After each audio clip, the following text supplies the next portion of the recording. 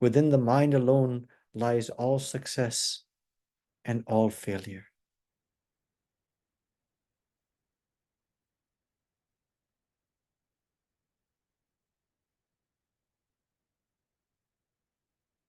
Now, let's go to our gratitude practice. Let's first start with our toes.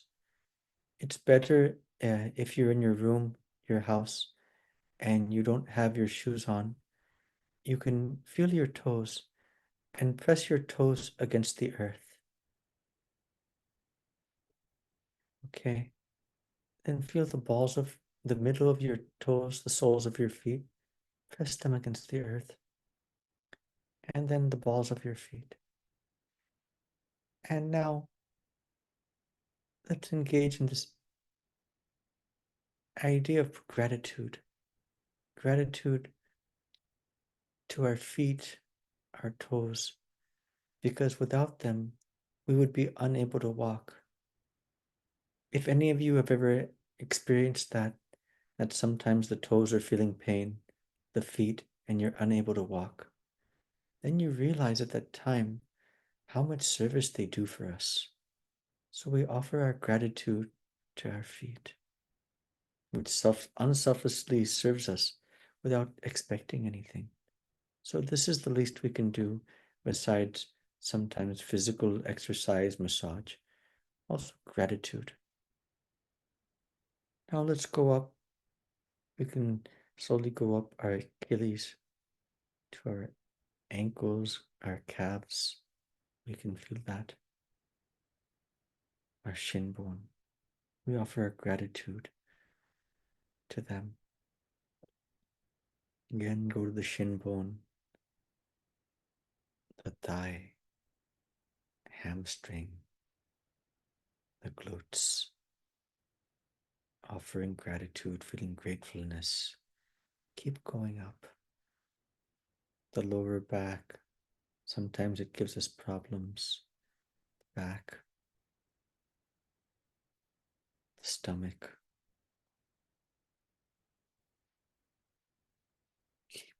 Keep breathing too. Gratitude comes, but with that, the breath should also always be there. Now we get to the heart.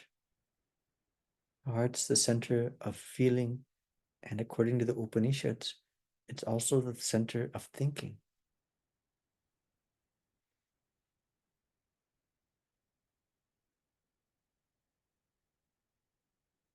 Our lungs. Breathe in, keep breathe in deeply and breathe in all oxygen, all positivity, and breathe out all negativity, all carbon dioxide.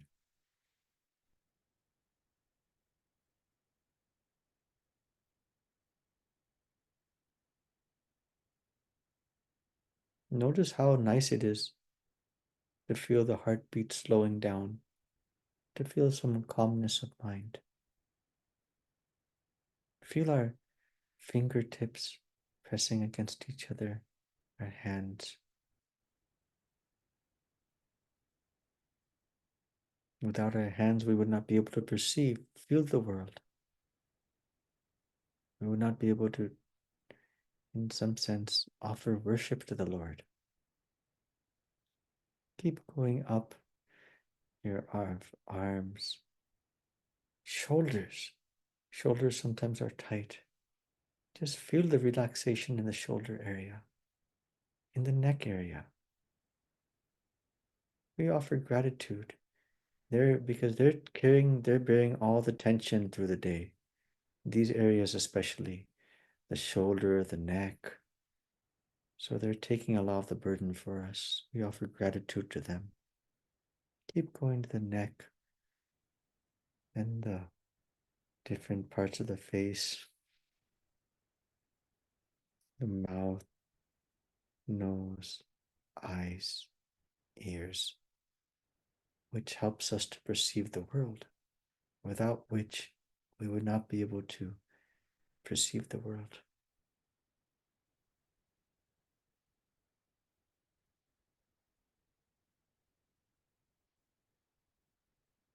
And finally, our brain, our mind. Swami Vivekananda says the mind alone is our friend. Atmani eva atmana bandhuhu. And the mind alone is our enemy. Atmani eva viburatmanaha. So we can have the blessings of the 330 million gods of the world and all the teachers everywhere. But unless we have the grace of our own mind, it's all for naught.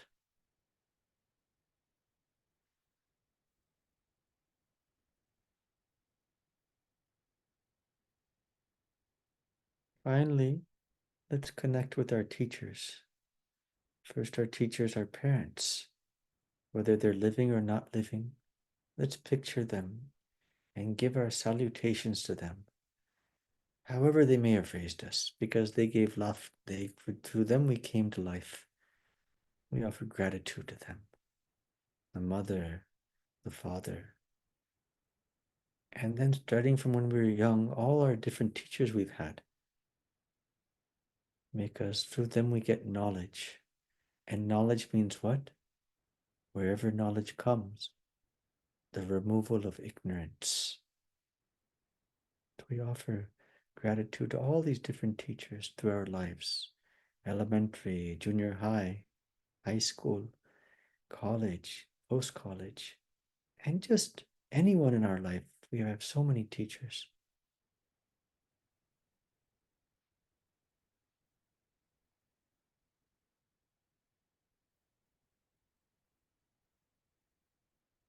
And finally, we offer gratitude to the cosmos, the universe itself, for setting the rhythm, giving us this sacred space to meet and share higher ideas. It's quite rare. If you turn on the TV, you watch anything, it's always things going through lust, greed, violence. So we're very fortunate that we have the space to share our ideas with each other. And we end in our heart. Whoever your Ishta Devata is, if you have a Ishta Devata, Ramakrishna, Holy Mother, Swami Vivekananda, Buddha Dev, Krishna, Christ, Allah, whoever your Ishta Devata is, we end with that. We end with the salutations at their feet. Or if it's the infinite, that Atman, Tattvamasi, thou art that, even then we offer our salutations to that. That Purusha in the Yoga Sutras, by which we disentangle ourselves from Prakriti and realize ourselves as that. Om Shanti Shanti Shanti Harihi Om Tat Sat.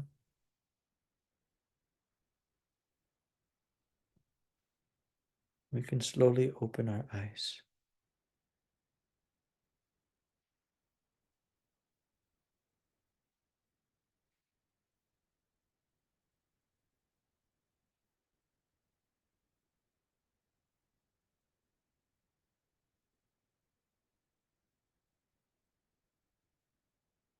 Again, we recognize this peace, this sacredness of silence. And this is one idea of the Yoga Sutras, this idea of breath connected with thought. We can do this anywhere, and we can attain at least this state. So next time we're triggered, we're identifying too much, we're bothered, we can try to practice this, remember this, and try to practice this, and especially in those critical times. But to do that, we should make it a habit throughout the day. Whenever we get some time, we can do this. And for those of you who are initiated, you can also connect your mantra with this as well. It's not a substitute for your spiritual practice given to your guru, but it's a supplement.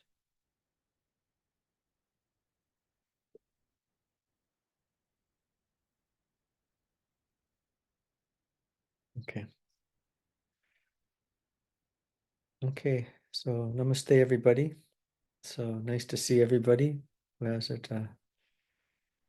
So actually today what I want to do, and I hope the sharing is working here. Oh no, can we get this? I asked last time, can someone allow me to sh I thought this was solved last time. Can somebody help me? I'd like to share the screen. Uh let me It is Shailesh who did it last week. Is Shailesh there? Is I think Shailesh? Yeah. Oh, he is there. yeah, he's there. I don't know if he's yeah. Let me Swami, just give me 1 second. I'm okay. logging in. I'm on Yeah. my phone. Yeah. Just give me 1 second. I'll turn it on. Okay. Yeah. Next time you can do it from this point forward. You can do it every week. So, and maybe we Yeah, can, yeah. yeah. Yes, yes.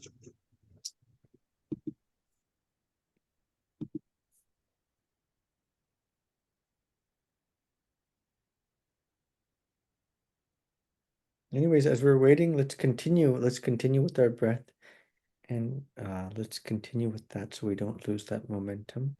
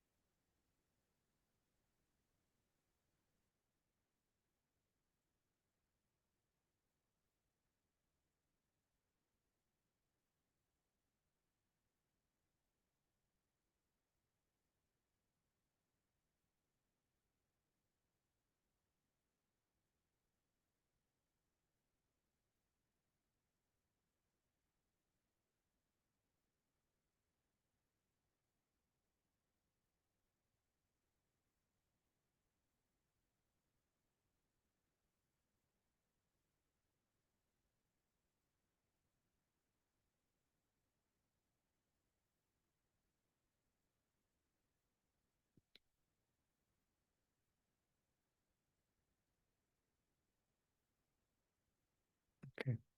So as we're waiting for Shailesh, I'll start again. Yeah. Where's Okay. Let's start. Is it ready?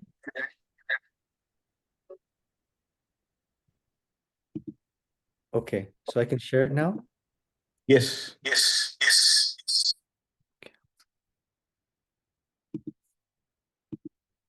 Okay. Can everybody see the screen right here? Okay. So let's start. Yeah, everyone can put theirs who wants to chant. We'll chant each of these. This is the transliteration. So we can chant these together. I'll chant it, and then afterwards, everyone chant. Atha yoga anushasanam. Anushasanam. Atha yoga anushasanam. Athayoga Anushasanam. Anushasanam. Atha yoga anushasanam. Athayoga Yoga Anushasanam. Anushasanam. These next ones we'll just do once, except for the new ones we'll do 3 times.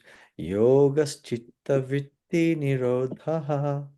Yoga Chitta Vritti Nirodha. Yoga is the restraint of fluctuations of the mind.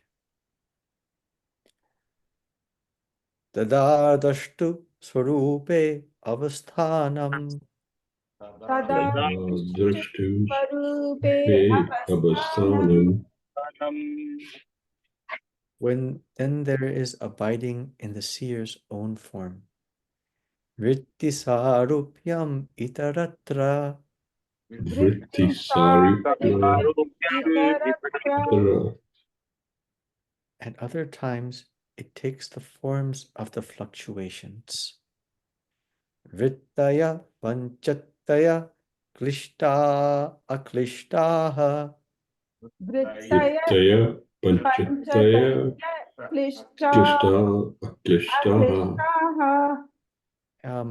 One thing is this klishta, when we usually say it, because of the rules of sandhi, I broke it down, but normally when we do it, let's do it again. you understand this is klishta and aklishta, but when you, in Sanskrit sandhi, when you chant this ah becomes ah. So let's just do it again and we'll combine this together. Vrittaya panchataya klishta klishtaha. Vrittaya, Pranchataya, Klishta, Aklishta. And let's go with 6-1. The fluctuations are fivefold: afflicted or non-afflicted. Let's go to the next one. Pramana viparyaya vikalpa nidra smritayaha. Pramana, Viparaya, Vikalpa, Nidra, Smitaya. Okay, one more will do. Pratyaksha anumana agamaha pramanani. Pratyaksha, Anumana, Agamaha, Pramanani. Once again, pratyaksha anumana agamaha pramanani. Pratyaksha, Anumana, Agamaha, Pramanani. Pratyaksha anumana agamaha pramanani. Pratyaksha, Anumana, Agamaha, Pramanani. Okay. Valid cognitions are perception, inference, and valid testimony. Okay, let me just.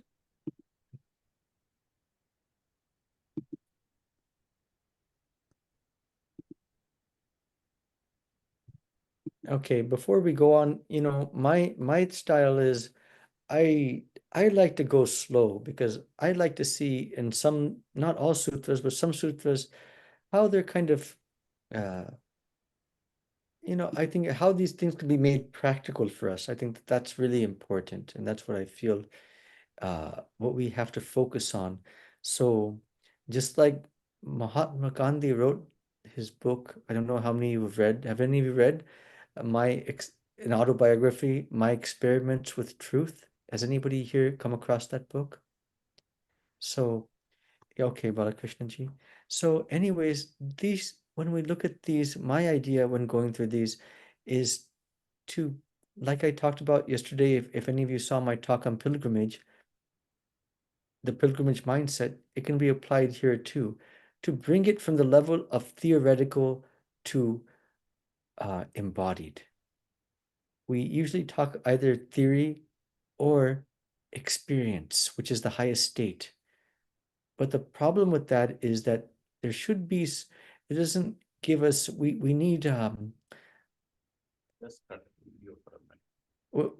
need, we need some intermediate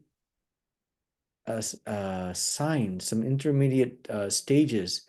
And I think that can be, how do we measure if we are making progress? So now the thing we can say is, well, Swamiji, I sat the other day for 3 hours and felt very, and sat straight and I had the awakening of my Kundalini. Okay, that's good. But what's the test of that? How do we know, as we're going to find out, there's something called in the Yoga Sutras, vikalpa, which means imagination.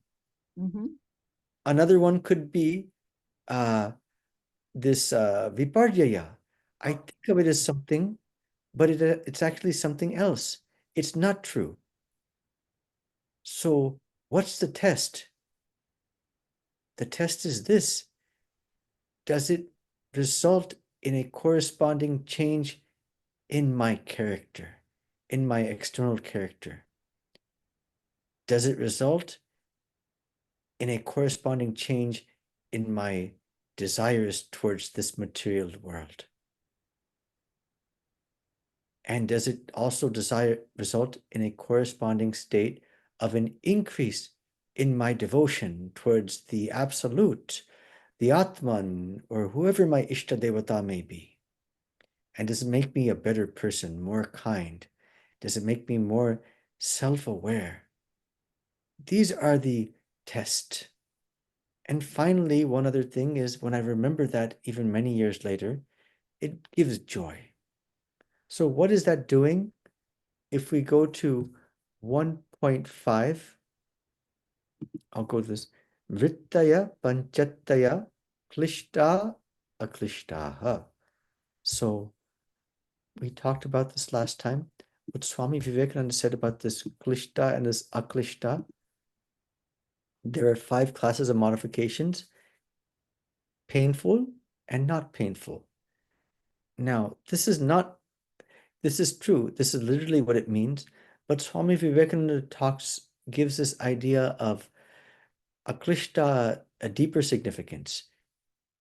Not painful means not even, let me ask you guys a question. If I say the modification of the memory of ice cream or rashagola, something that we enjoy, is that a klishta? Is that a painful or non-painful modification?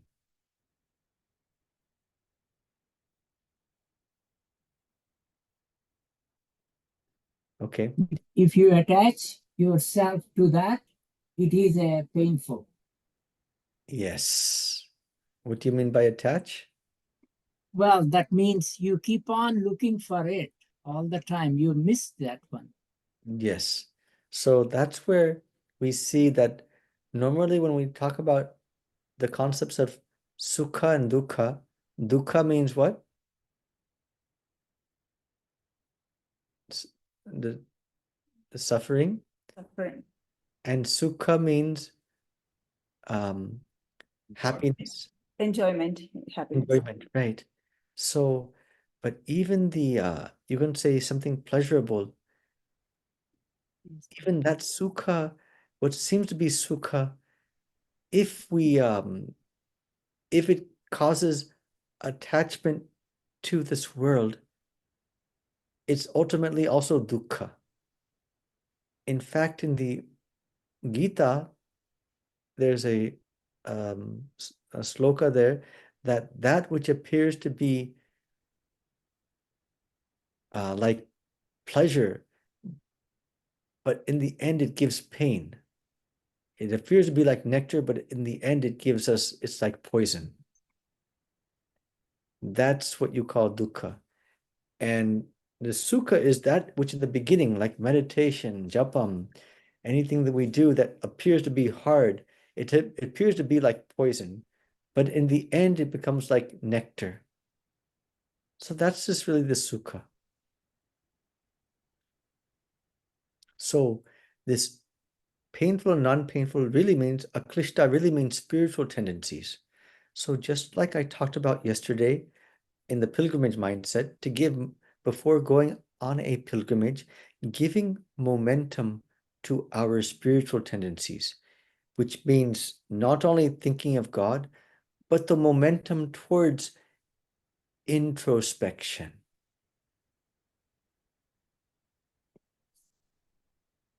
Now on this, I just want to go over what Bryant said again.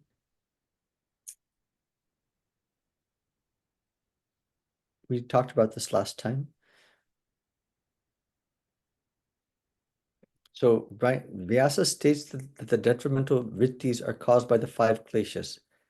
And we'll talk about these 5. These 5 kleshas are actually asmitya, raga, dvesha, abhinivesha, asmita, avidya.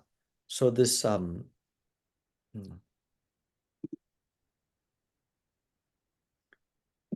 these are the 5 different types of kleshas that cause us to be attached to this world. And we'll go over them. We'll go over them in time. And these are the impediments to the practice of yoga: ignorance, ego, attachment, aversion, and clinging to life. That will be discussed in 2.3. The term for detrimental klishta comes from the same root as klesha, klish, to trouble or torment. These types of mental states are detrimental to the goals of yoga because they are the fertile soil from which the seeds of karma sprout. Again, we're going to go over this in 2.15. Every type of reaction we have in this world, it deposits another element of what you call karmashaya. Karmashaya is what? it's karma for the next life. This prarabdha karma, this agami karma, sanchita karma, different types of karmas are there. But it's ultimately it's accumulating the karma which is going to sprout in future lives. Right now, what we're living, this is all determined by our past. You could almost say that everything that's happening is only due to the momentum of our past karma. So that's why you sometimes see in life that some people, they do very bad things, but they don't suffer. They don't suffer at all in this life. So you say, Swamiji, what happened? I'm living a good life, but I'm getting so many blows, and they're doing so many terrible things at work, but nothing happens to them. In fact, we sometimes find that one spiritual aspirant, his name is Ram Gajavadyay, after taking, and he was one of the saintly souls I've had an opportunity to meet. He was a householder. He was married with a daughter. After his surgery, after his taking initiation, he had 80 surgeries, 80 surgeries.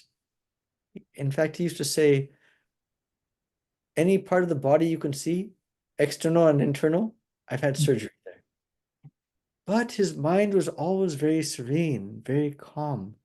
And he was a Sanskrit teacher at Hollywood Vedanta Society, and his mind was always in the Gita. So it happens sometimes after initiation. That means now you're on the fast track to liberation, but not on the fast track to pleasure. That means that all these attachments, all the karma that you might have had stored for hundreds of lives, they have to all be expedited in 1, 2, or 3 lives. Going back to Swami, can I Yeah. ask a question now, or would you rather? no, that's fine. No, go ahead. Go ahead. Okay. So my question is, these klishta vrittis, are they obstacles in the path of one who is focused purely in Raja Yoga? Otherwise, something like, say, ice cream or our potluck lunches after our Swami visits, are they both klishta and aklishta? Like momentarily, it does give joy, but if you get again like obsessed that we want it all the time, then it becomes a klishta. Yeah.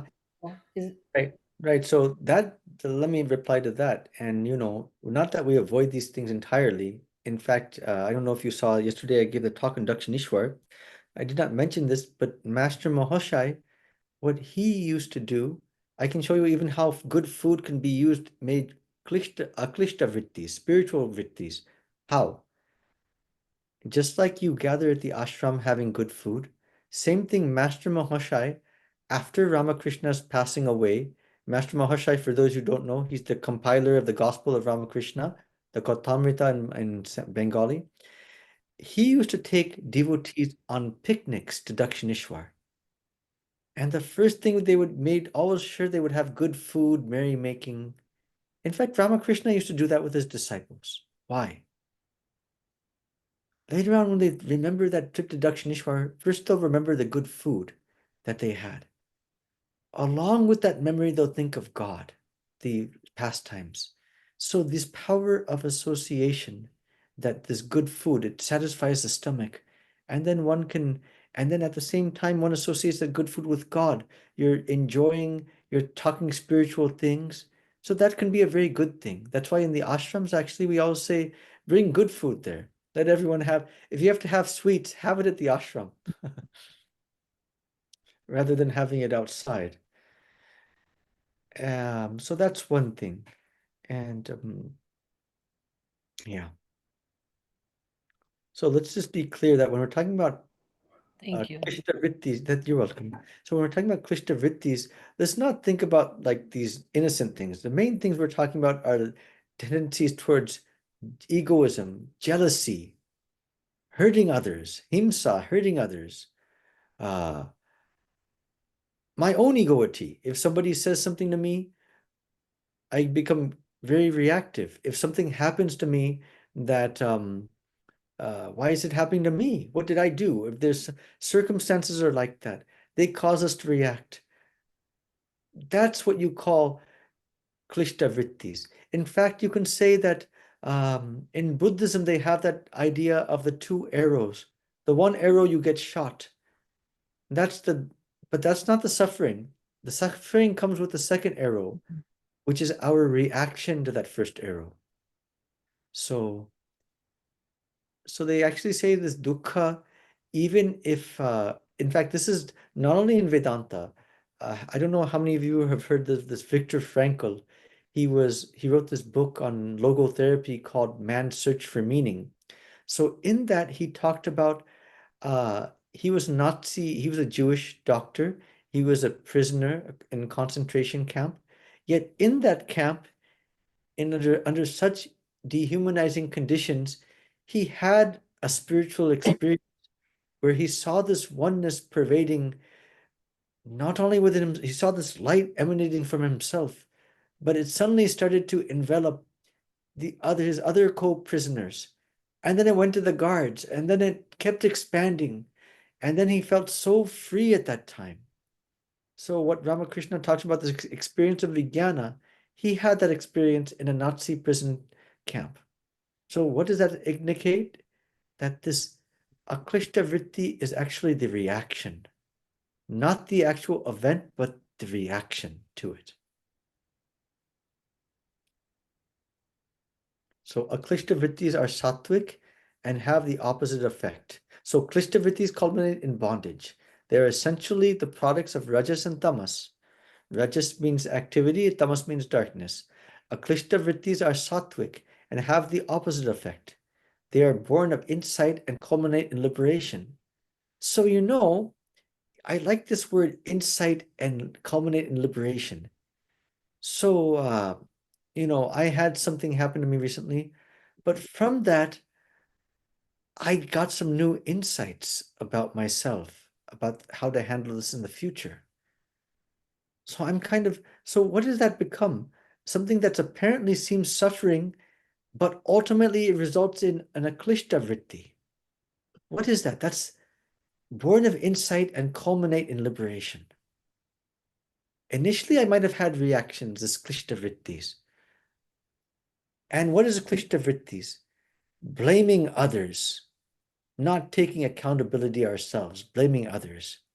Now, one side you could say, why is it you can claim victimhood?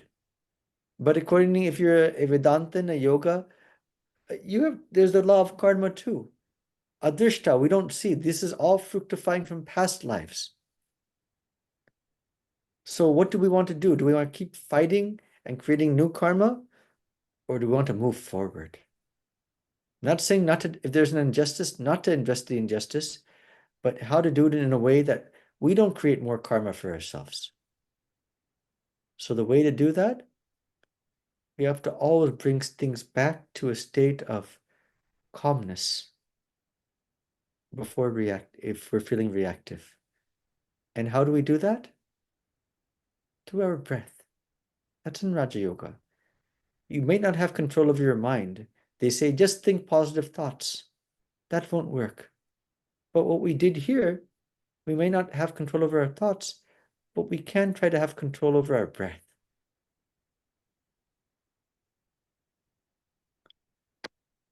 So when under the influence of the detrimental vrittis, the mind becomes attracted or repelled by sense objects, drawing its attention. So this is another idea. Saman darshana, that's the state of a yogi. So whatever experience we may think we have, but when we meet other people, how do we see them? Do we see them as reactive beings that are triggering us? Or do we see them as divinity? Coming in a different form, maybe coming in a form. I'm not saying you, like Ramakrishna says in Bengali, Bhagavan Sarvabhuta na Atmanam, Sarvavyapi. Ishvara is everywhere. Kintu Bhag Alingan Korbinna. But you will not hug the tiger. This is the thing. I'm not feeling reaction. Okay, it's a tiger. So it helps us attain clarity. Things are the way they are. So one Swami Prabodhananda ji, I don't know how many of you have heard of him or met him possibly. He's the head minister of the Vedanta Society of San Francisco for more than 40 years. He passed away in, I think, 2015. He was one of my great spiritual teachers. So he used to say, don't ask why. It just is. He's like that. She's like that. They're like that. Don't ask why. Very powerful advice. It's akin to what Swami Vivekananda said. Maya is nothing but a statement of facts. Don't ask why. And the sooner we can accept that, don't ask why. Why is this person like this? Why is that person like that? Why am I the way I am? It just is. It's like asking Ramakrishna, why is the sky blue? Why can't it be red? Why can't it be yellow? Why is it blue? It just is. Nature is like that. So it just is. That's why Buddha said, when the arrow is shot and the arrow strikes our foot, don't ask who shot it. What did I do? Why are they shooting at me? No, what did he say? Violet, what would he say? It is. It is. Right. And so what do we do then? How should we act? Just surrender. Surrender? No, that's a higher state. You can do that. That's the state of a bhakta, but actually just to take out the arrow and heal the wound. Just treat ourselves.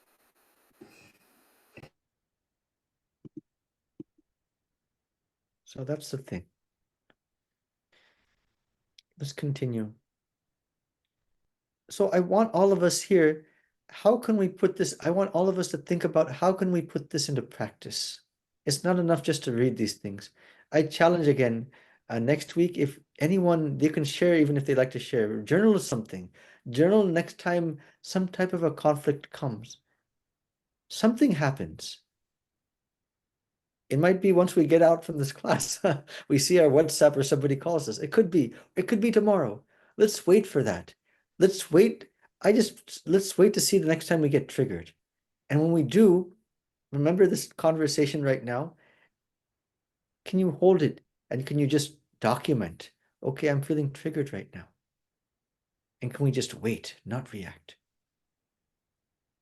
See, and what Bryant says right here is this aklishta vrittis, it brings insight. Buddhism calls that liberative insight. Insight in culmination and liberation. Liberative insight. That means what? Not nirvana, not kaivalyam, but it could even be a lower liberation from the attachment in that moment. Liberation from that habitual cycle of reaction, of anger, lust, greed, violence, selfishness. Swamiji, I have a question. Can I ask you now? Please, anyone, I prefer that actually, so that'd be good. Yeah. Okay. So my question is, we talked about conflict. So I'm thinking about anxiety. Like, for example, like we could be anxious about, like your loved ones, are they okay? Or like we are going to be hit by a hurricane a day after tomorrow. So like the anxiety towards, like one of my friends, she's right now gone to a beach in Florida. So Right. I'm concerned because the hurricane is hitting Florida right now. So I'm concerned about her. So Right. that's something. So in the back of my mind, I'm like really concerned. Like, I hope she's okay. I mean, she has gone with her family. So would that be creating klishtas as well? Or is that something, where does this lie? I mean, that I'm anxious about her because I care about her and her family. Right. So I don't know. Right. So you care about her and her family. Now think of Swami Vivekananda. He had to care for the entire world. So one time he was sleeping in his room in Bellarmont in midnight, and next to him is his brother disciple, Swami Vivekananda ji. And Swami V was sleeping. Suddenly he got woken up and he felt like a terrible anxiety. And he became very restless. So Swami Vivekananda, his brother, he said, Naranda, ki holo? What happened? And Swamiji replied, Pesho ami jani na kichu holo. I don't know, but something happened. Next day, they found that in Japan, so many thousands of miles away, there was some type of terrible calamity, natural disaster, and many people died. So this is the thing. Ramakrishna, one time he was on we covered Dakshineshwar yesterday. So you saw the Ganga yesterday. So one time, sometimes boats, these Ganga, the waves can be very high. We're in high tide. So sometimes these small boats are going. One day these devotees are going, and George Chilo, this high tide. And Ramakrishna sees the boat going, and he sees the high tide, this small dingy boat, and he's worried about it. What's going to happen to that boat? But what did he do then? He went and prayed to the Lord. Holy Mother did the same thing. If something looked ominous, she went and immediately prayed. So that's how we can take action rather than unnecessarily worried that what we're going to find out in Yoga Sutras, Pratipaksha Bhavanam, we can take some action. But what action can you take? You can't offer your home to her because she's so many miles away, but we can pray. And we have that belief that the prayers of devotees are very powerful. Thank you. So let's continue. So karma from the root kri, to do or make, literally means work. But inherent in the Indic concept of work or any type of activity is the notion that every action breeds a reaction. Thus, karma refers not only to an initial act, whether benevolent or malicious, but also to the reaction it produces, pleasant or unpleasant, in accordance with the original act, which ripens for the actor either in this life or a future one. Hence, as will be seen in 2:13 to 14, people are born into different socio-economic conditions, and pleasant or unpleasant things happen to them throughout life in accordance with their own previous actions. So this is now a conflict because you can say, okay, so does that mean I should not be a social justice warrior? What should I do? So that's something that, not to say not to do. That's like saying Martin Luther King. He was born under this idea of discrimination, but he fought against that. And he brought a change in society. But it's just a question of how much energy we want to put into things. That's all. Our ultimate goal, see everything from one standpoint, it's good to bring change to society. And from another standpoint, Ramakrishna used to say this world is like the curly dog's tail. Christ, Buddhas, Krishnas have all come. And so for maybe temporarily the world was straightened out like a straight, but again, once they left after some time, the tail becomes curly again. So this is understanding that, okay, I can do these things, but the nature of the world is the nature of the world. We can push back, we can fight for social justice, but understanding that ultimately things are just the way they are. So we push, but at the same time, we push the best we can, but at the same time, be unattached to the results. We should not feel bad if things are not successful. We keep doing the best we can, but also understanding that the world will go on in its own way. So this cycle of I'm remembering now Swami Vivekananda's experience. I think it was in a temple in Kashmir, which was destroyed during one of the invasions, and he said to mother, if I had been there at that time, I would not have let this happen. And then he heard a voice saying, am I protecting you, or you are protecting me? So in that regard, I mean, we take the action, but ultimately, I guess mother's wish will happen. Is that a way to look at it? absolutely. But at the same time, that cannot lead us into inaction. So it's a fine line. So it's almost like we have to take the action. Karmaneva adhikaraste ma phaleshu kadachana. In the Gita, karmani eva adhikaraste. To the right, you have to the action. Ma phaleshu kadachana. But never, kadachana, never do you have the right to the fruit. Ma phaleshu. So we have to take the action. We can't be lazy. And at the same time, learning what action to take, what action not to take. That's part of karma yoga. So as we take action, we have to learn from our actions as well. That's what it also means, liberative insight. We should not keep making the same mistake again and again. So we should also try to have subjective clarity. It's easier to see other people objectively than to see ourselves. So we should strive also for subjective clarity. And that's why that proverbs are there that, you can't, we can't change the entire world. We can try to change ourselves. And when we try to change ourselves, we see how difficult it actually is. So I have a question on that.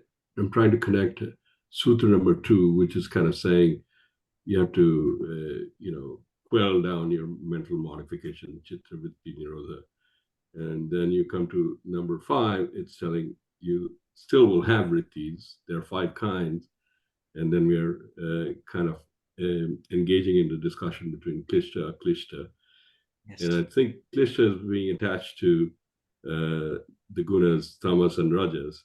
Aklishta is taking you to sattva.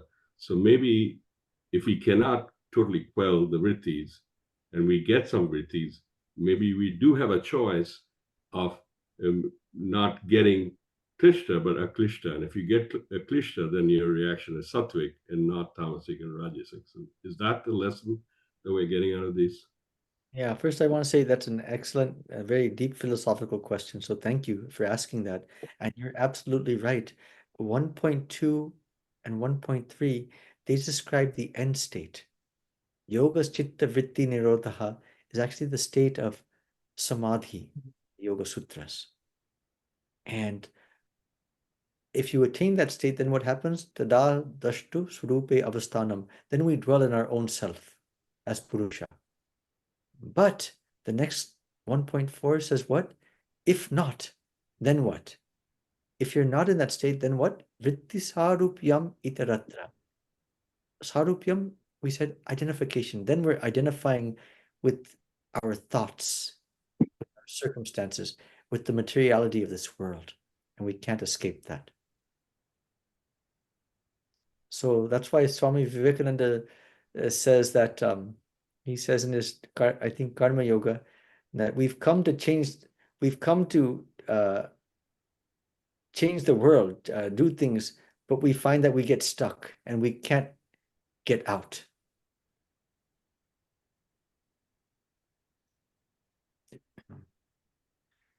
Okay. I hope that, and Bhaskar ji, so what that means is basically, so we're going through the stages now. So this thing is that's the end stage. So our goal is, as we're going to go through these different sutras, is ultimately, how do we get there? So first we say that we practice control over our breath, our asana, our sitting posture. Then we come to a stage called pratyahara, trying to prevent our mind from getting, when we try, again, our mind goes out to these material objects. Again, we try to keep practicing. Then comes the stage of dharana, that now we can hold it temporarily for our mind from going outside so much, but again, it gets attached. But when we learn to hold things, dharana, then dharana needs a state called dhyana, meditation. And meditation leads to samadhi. This is what you call the Ashtanga Yoga, the Eightfold Path. And this 1.2, 1.3, Yoga Chitta Vritti Nirodha, they refer to samadhi, the last stage, samadhi. Just giving you an idea of that. Thank Okay, you. you're welcome. Thank you. The cycle of action and reaction, or samsara, is potentially eternal and unlimited, since not only does any one single act breed a reaction, but this actor must then react to this reaction, causing a re-reaction, which in turn fructifies and provokes re-reactions, and so on ad infinitum. So, so say that, say Balakrishna Ji says something to me, I say something back, he reacts to that, he says something back, I react to that. So this ad infinitum, just like how the I saw that movie, the Oppenheimer on Oppenheimer, they said how the atom gets split, it creates a chain reaction ad infinitum, which leads to the making of this atom bomb. And sometimes the interesting thing is these loops, we call them mental loops. This is another test of how spiritual we are. The more spiritual we are, the more quicker we can come out of it. And sometimes though, if it goes on, sometimes it can go on for days, for some people months, for some people years. And in the Mahabharata, we see for some people lifetimes. Maybe remember the Shikandi?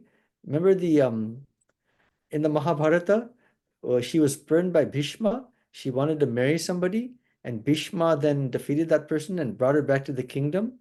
And then when Bhishma found out that she had an attachment for this other man, Bhishma returned her to him, but he spurned her. So she was so upset with Bhishma that she took another life to get her revenge on Bhishma. So these reactions, it goes on ad infinitum. So how can we get out of that? How can we objectify our own reactions? How can we bring that to some state of homeostasis? So it won't just do to say, I'm an Advaita Vedantin, this is all Maya. No, because then who's saying that that's also Maya? Then you lose all right to complain. So first we have to understand where we are, objectify that, and it's a long process. Okay, let's just quickly finish here. Thus, since this vicious cycle of action and reaction for just one solitary moment act is potentially unlimited, and since one has to act at every moment of one's life, even blinking or breathing is an act, the storehouse of karma is literally unlimited. Since these reactions and re-reactions cannot possibly be fitted into one life, they spill over from one lifetime to the next. It is an attempt to portray the sheer, unlimited, and eternal productive power of karma that Indic thinkers, both Hindu and Buddhist, use such metaphors as the ocean of birth and death. Thus, karma, which keeps consciousness bound to the external world and forgetful of its own nature, is generated by the vrittis, and the vrittis in terms are produced by the kleshas. Which is this?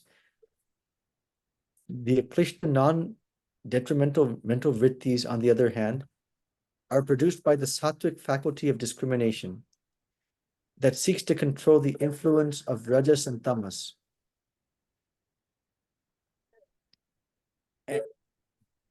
And thereby, the detrimental vrittis that they produce.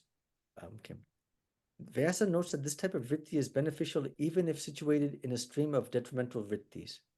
Oh, I'm sorry, I got distracted with, let me just read. The klishta, on the other hand, are produced by the sattvic. See, this non-detrimental doesn't go far enough. That's where Swami Vivekananda's contribution is very profound. He talks about these are non-detrimental, these are spiritual vrittis. That's what these are, spiritual vrittis. Sattvic faculty and that seek to control the influence of rajas and tamas, and thereby the detrimental vrittis that they produce. Vyasa notes that this type of vritti is beneficial even if situated in a stream of detrimental vrittis. In other words, for the novice struggling to control his or her mind, even if the emergence of sattva occurs only periodically, it is also a beneficial occurrence, and it can gradually be increased and strengthened by a yogic lifestyle. So this is one important thing.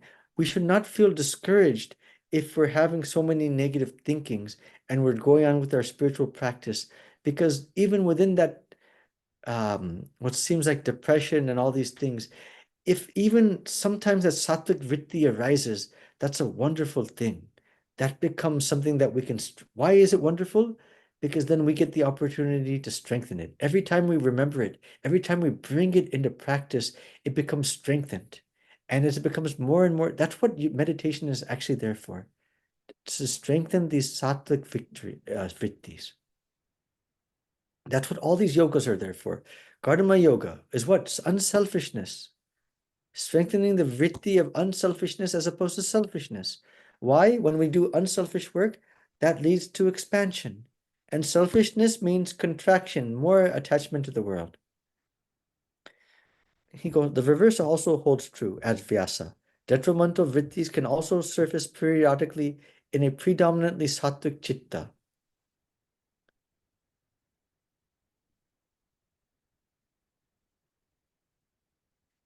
And we're going to finish this up. When the chitta manifests its pure sattva potential, it becomes like the Atman, says Vyasa. He means that becoming aware of the true nature of reality, it no longer distracts the Purusha with permutations of Prakriti, the world of samsara, provides it insight into its true nature and reflects Purusha undistorted, allowing it to contemplate its true nature as per the mirror analogy.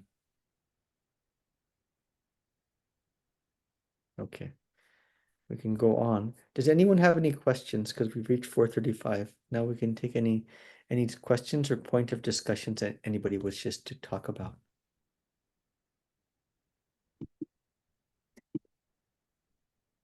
But isn't that this also helps when you have more vairagya, you get the sattvic thought more often? And Yes. also, Ramakrishna also says every time you have a negative thought, try to, bring it into a positive thought. So you keep on trying. This is what you said, like having a black pebbles and the white pebbles. You keep on putting the practice, Yes. one day it will change to white pebbles, all of them. Absolutely. So that's this constant, and that's the yogic way.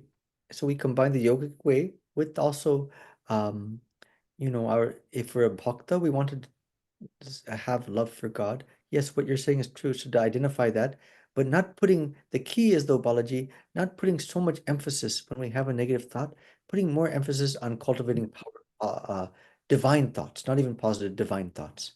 But that always has to come back to, like my, what was it? That when we get like a well-wisher was telling me, when we face difficulties, and Swami Vivekananda also said this, first go back to our strength. The Atman is strength, strength, and strength alone. So we have to go, not this arrogant strength, not this ahamkara, not this egoic strength, but that strength that I'm something more than this mind, body, ego complex.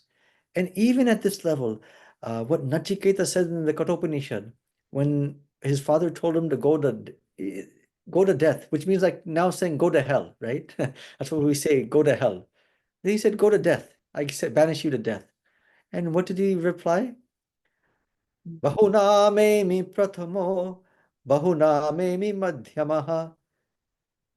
So in some places I'm first, in some places I'm middle, but nowhere am I last. So this is where we bring that idea of strength. It has to come to us too, that we are so, it's not an egoic strength, but a strength based on Swamiji's connected with the Atman and also connected with some knowledge about who we are. Hanumanji, we talked about that. In the Ramayana, when they had to cross from Sri Lanka, from Rameshwaram to Sri Lanka, I actually visited that space. They said he jumped from there. So some people were making the Setu, this bridge, but Hanuman had to get there immediately. Making that bridge takes a long time. But he had to go there to see Sita, to give her comfort. Now, Hanuman, when he was a young child, he could jump from earth to the sun. In fact, he came so close to the sun, so his face, he burned his face, became red. So that same monkey now doesn't even know it has that ability to jump from, it forgot about that. So we have to know our own strengths too. Objectively. This is an objective state of fact. Just like Balaji, you're this tall, you weigh this much. This is also a fact. We have to know that self-knowledge. One is the Atman, and the other is where I am right here and right now. That's at this stage equally important because that's our buffer against thoughts of depression and other such things. So we have to keep drilling those things into our head. It's not so easy because the mind is, as I talked about in other classes, it's prone to something called the cognitive negative bias. That even if You might say, well, Swamiji, I don't have that. Okay, then let's see if you can pass the test. I'll say 100 good things about you, but I'll say one negative thing. So let's see the next day if you don't remember that. So they say that, that common phrase that the difference between God and man, that, Holy Mother used to say this, that God, if you do 100 bad things, but one good thing you do, Ramakrishna, he would remember that one good thing. But Manush, if you do 100 good things, but you do one bad thing, that's it for this life. We're enemies for this life and maybe the next. So that's the difference. So that's what one comes from a place of sattva. I know your tendency. I'm blind to it. I know that God is there, but you're a tiger, so you'll bite me, so I can't get too close to you.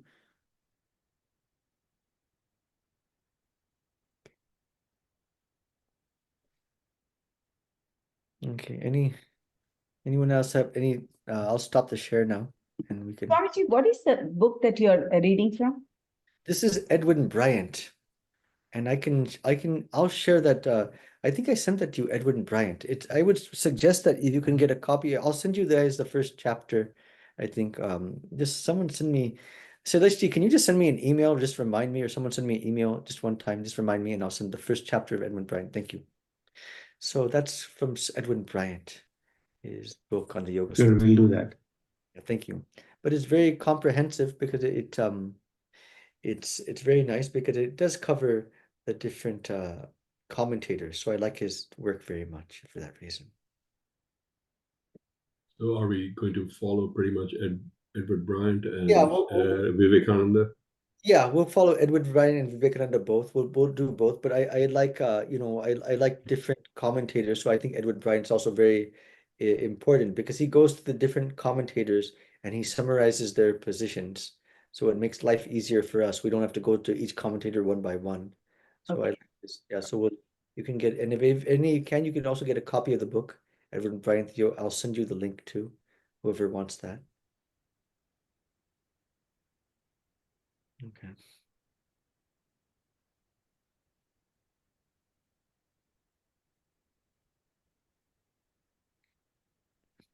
Wonderful class, Swami. Thank you. Thank you all. I think Holy Mother, Divine Mother have spoken through you today. Well, I don't know through me. I think we all need it. I also need it as well. So, maybe she spoke through me, but I'm also, I'm also listening as well. Yeah. Yesterday's class was also very nice, Swamiji. Okay, thank you. I'm glad you guys could see it. That's great. That's great. Yeah. I wanted to say something in the yesterday's class, but there were so many people. But just when we were reading about that incident where Thakur, he's walking and Mathur Babu sees him, in Shiva and Kali form, he asked us question, Yogeshananda, that which direction was what? And then we couldn't answer. Then he said that when he was walking towards him, it was Mother Kali, and if we was walking away, it was Lord Shiva. Okay. And So that was very interesting observation he had, and then he shared that with us. did he say why? What he meant by that? I mean, it's Mother Kali's Prakruti and Shiva is Purusha, which is infinite. So it's when you go towards him, you lose your own identity. Oh, bah, I like that. That's nice. That's nice. Okay, I'm not sure if they mentioned the direction. Maybe I have to see the Bangla. Maybe they mentioned. I'm not sure if they mentioned the direction or not. They did make an old movie about Ramakrishna. There, I think they had this Mother Kali and Shiva. Yeah, I saw that movie. Yeah. So another thing I want to say, Maharaji, is that that room where Thakur used to, his room in that corner. Yeah. So they, Papa Ramdas, right? You may not have heard his name, but Papa Ramdas was a great saint. And he visited that room in 1920 when it was locked and everything. But so he was very elevated saint. The moment he entered, he felt immense bliss. So he couldn't step on that floor because Thakur had used that floor, right? So he started rolling. And for half an hour he was rolling and he was complete ecstasy. And it's in that book. We have that book. It's called in Quest of God by Papa Ramdas. You could send me the link for that. I've heard that book, so I'd like to see that. So thank Yeah, you. it's on Amazon, and we have it in our library here. You can just share And the what link. I'll do is I'll take a picture of that page and I'll send it to you. Sure, that'd be But wonderful. so it's the importance of that floor, which Thakur used, and then now they have changed it. Now that floor, everything is gone. But the Nath Mandir where Thakur walked, and Master Masha said that he looks, he compared to a lion. That stone is still there. Yeah. And so a few months back, when I went to Dakshineshwar Maharaj, they were singing bhajans, and they were all Bengali, so I couldn't understand. But I sat there for almost 1 hour. I was lost. It was so beautiful, and we were sitting on that floor, the stone floor. So I just thought to share that, but that stone floor is still there in the Nath Mandir. Yeah, everything is there as it was at that time. Not only not everything is there as it was at that time. Yeah. So everything is there, but the main thing, we have to bring our mind to that association. That's the main thing. Then everything will come. So that's what we have to try to do. Yeah. Very good. Good. Thank you for sharing that. Yeah, these things are good. I think that sharing insights we have with each other, the story about Papa Ramdas, these are nice things to share. And or even you're sitting down there, that's nice. So that gives other people inspiration too. So these are good things to share with each other. And in fact, Swami Turiyananda said this. He wrote in a letter to Swami Sharadananda that thank God I have a friend like you, that everyone should have at least one person that they can similar temperament, Shobhavika Aki, that they can share their thoughts and heart with to unload. So that's very, very important. That's also part of this thing, part of our process, that we don't think that we're becoming, not to deny, but actually when you bring these things out, just like you have cancer, so we have to operate on the cancer. So how do we operate on the bad thoughts? They come out, they have to be brought out, not just suffocated, but they have to be brought out, and then we identify, and then yoga says then to lessen the attachment to that and put that towards God. If you just put it towards God without acknowledging that, then it'll come even like a child, they'll come even more strongly. So at least to recognize our own thoughts, our own Klishta Vrittis is not so easy.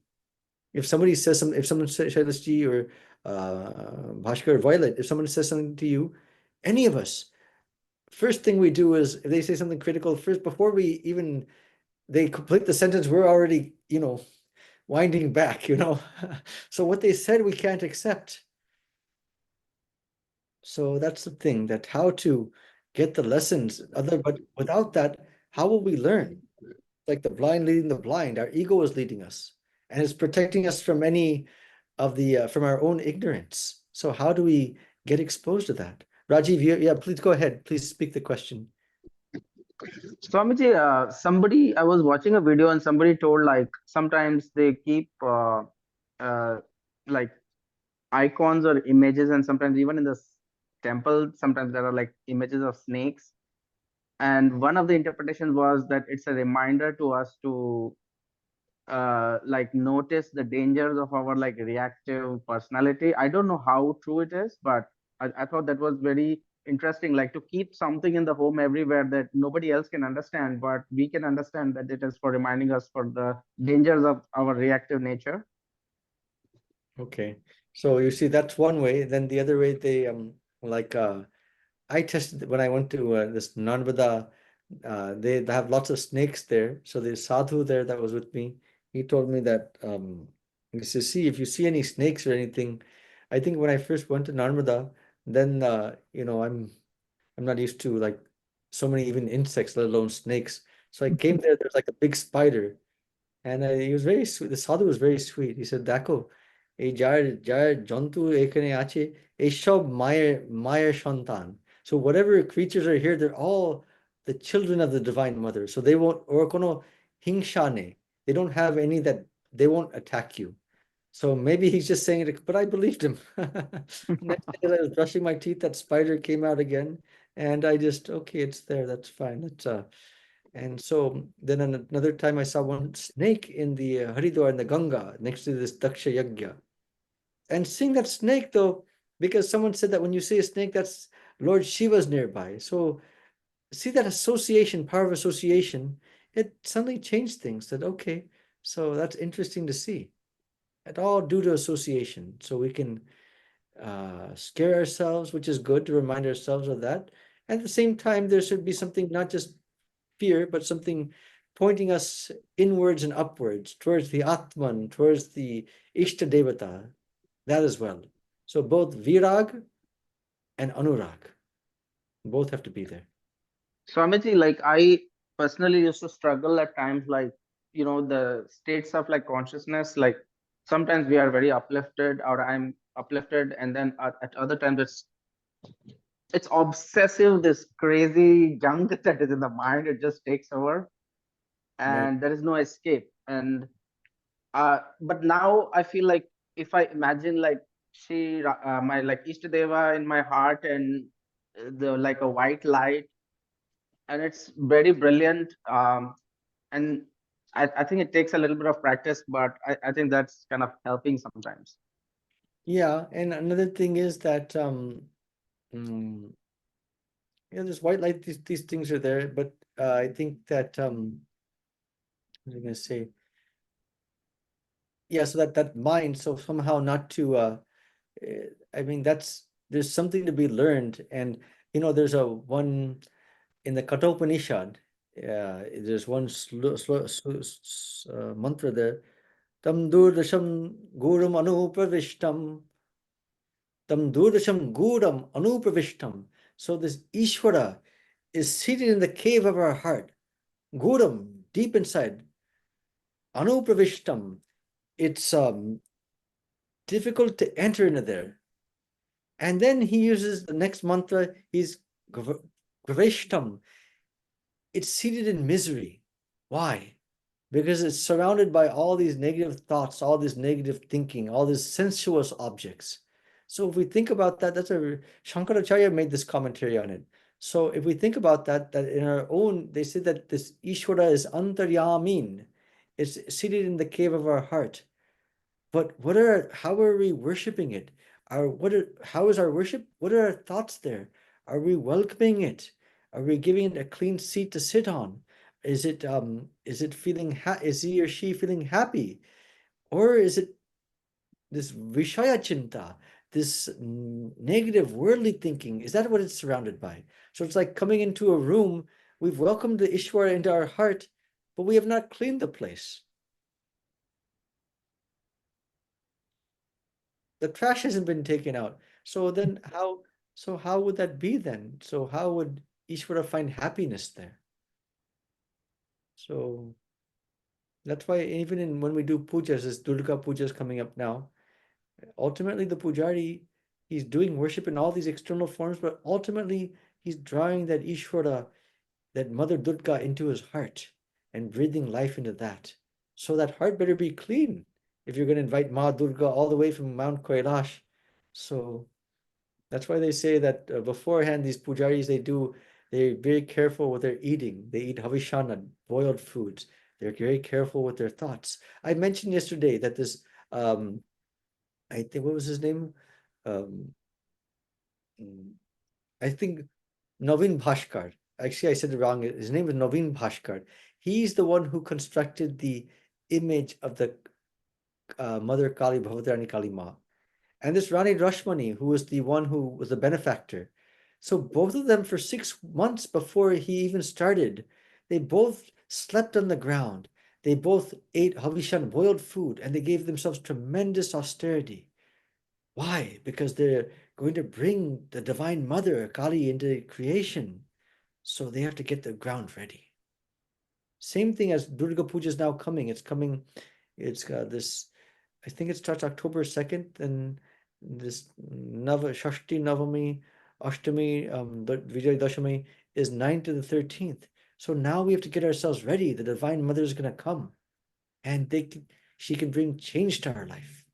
So we have to get ready for that moment now, not wait till then.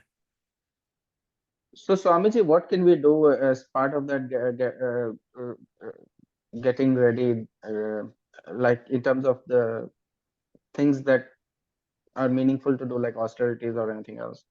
Austerity. So what I'm finding this again and again, and it's a struggle for all of us, but probably the main thing to get ready is some type of a good routine, good habits before she comes. If we have bad habits, making those into better habits and trying to inculcate that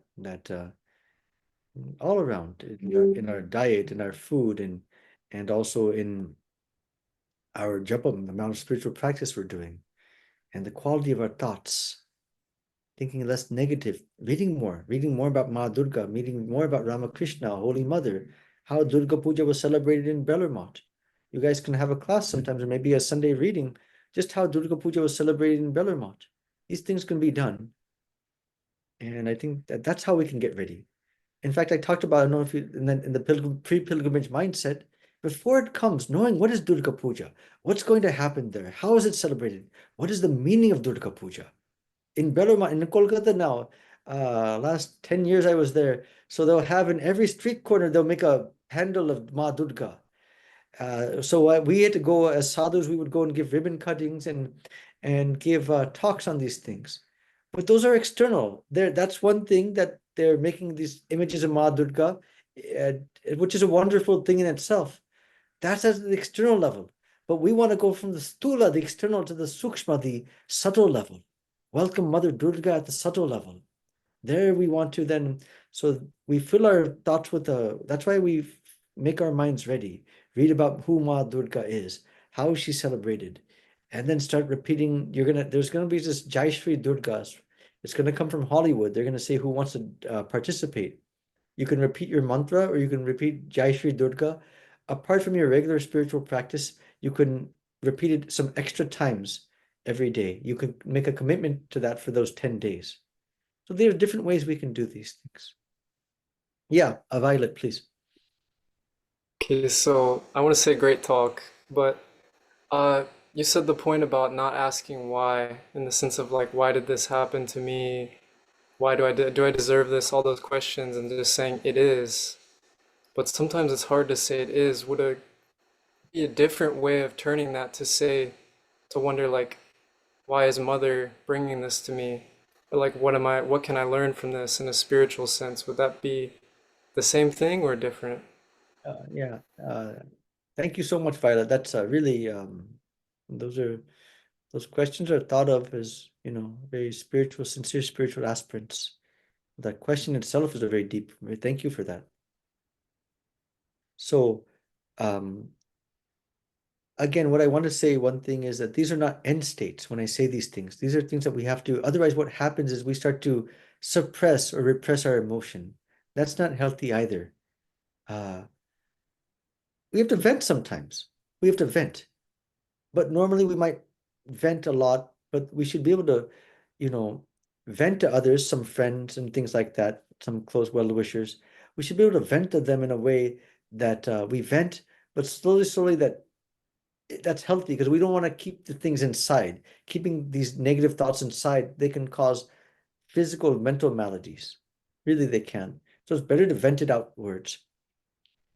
Maybe not to the person itself, because when we're reactive, we should not approach the person with that reactive mindset. But to others, to our friends, only condition is that that person should be someone that we can trust, that can keep it in the vault, not share it outside.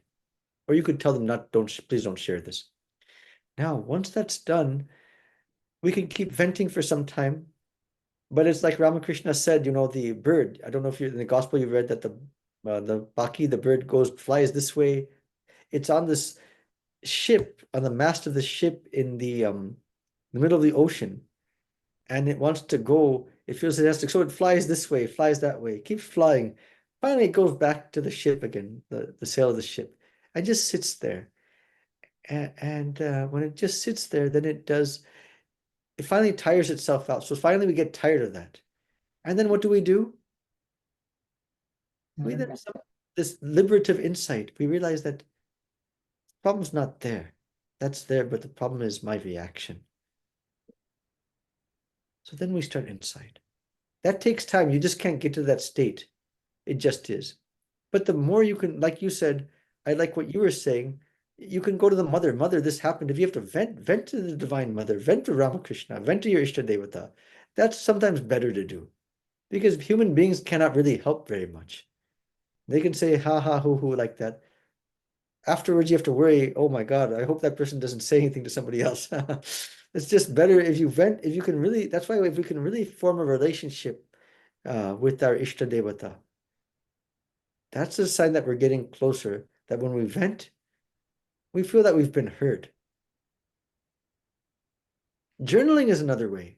You can write to the mother, Thakur Swami, you can write that, right? Say whatever you want, even use cuss words, it's okay. Then give it at her feet, and then let her deal with it and give some time. Somehow we have to, before we can give it up, but let's connect her in that activity. The main thing is remembering them in these times of crisis, in these times of being triggered. That's the first stage. If we can do that, that's quite ultimately that'll give us more and more resilience. And at the same time, bring our own strength into it when we're feeling bad. No, I have this quality. I have that quality. Okay. We don't have to allow another person, maybe we made a mistake. That's fine. We can learn from that and we can move forward. We don't have to be held to the allow another person to cultivate a narrative about myself. I shall cultivate my own narrative and I shall breathe life into that. A narrative based on my strength, what I am right now, and my potential divinity. I shall do that. No, I won't allow another person to do that.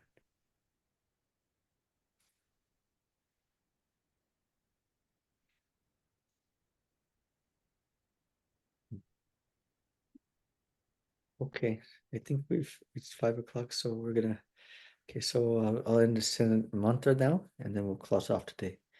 We have a wonderful satsang today. Swami. What was that? Oh, We have a wonderful satsang Yes. today. okay. Well, thank you. Swamiji, I really like the last advice you gave. That was excellent. Like it just like whatever grievances I have, I just talk to Ma and Yeah. So then next week, remind me of that. So it's all about remembrance. It's all about it's easy to say, but honestly, when any of us are caught in that, like one Swami say, caught in the stomach of the tiger. That's the thing, so that's that at that time. So it's easy to be Sakshi Chaitanya towards somebody else's problems. But we have to all bring that to our own practice as well. Swamiji, that's what this helps. This satsang helps us to remind each other. Right. That's absolutely right. And so we're all, we're all, We're all in this together. yeah, absolutely. Okay. Om Shanti Shanti Shanti Harihi Om Tat Sat Shri Ramakrishna Pranamastu Jai Shri Guru Maharaj Ji ki Jai Jai Mahamaya ki Jai Jai Swamiji Maharaj Ji ki Jai Jai Ganga Mai ki Jai Durga Mai ki Jai. Okay, so everyone try to get ready for Durga Puja now. And I might, if I have time, I might try to, Sadash, I'll talk to you about that. Maybe give a talk on, I think October 6th. I'll try if I get everything done. I'll inform you on Durga Puja and the meaning of Durga Puja in Bellarmont. We'll try. Things are a little hectic, but we'll try for that. We'll aim for that as well. Yeah, if you can confirm me in till next Sunday, then we can put it in the newsletter earlier. Okay, just remind me one time of that. So I've given you. Yes, I will do that. Given you quite a laundry list. So you're the president. So now you have to serve all these things. Okay. Okay, Jai Ma, It's a everybody. pleasure. Nice. Thank you. Thank you so much. Thank you all for coming. Thank you all for coming. Jai Ma. Jai Ma. Jai Ma. Oh.